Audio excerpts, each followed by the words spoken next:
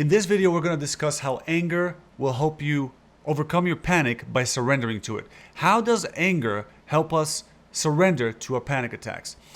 In case that the stuff that I've just mentioned doesn't really ring a bell, it sounds foreign to you, then you might want to review some of my other videos. But if not, let's do a short little recap. Why do we surrender to panic attacks? Because surrender allows us to interrupt this cycle, the panic cycle. And why is it that I recommend getting angry? Because anger is an approach emotion while fear is an escape emotion. And in order to surrender to a panic attack, we have to approach it. We have to be willing to get closer to it. So that's how anger helps us. However, there's still the issue that anger and giving up, surrendering, kind of doesn't really jive well together, right? Usually when we get angry, we want to fight it. We want to get, right?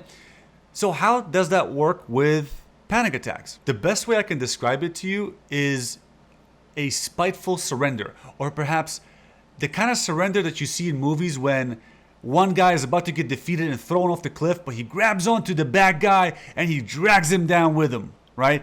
Out of anger, he's going down, but you're going down with me. So to make that happen, you have to trust. You have to trust the theory that the moment you give in to the panic, you will end up killing it. So I hope you found this video helpful. It's a super short one. Subscribe, hit the like button, and I'll see you in the next one.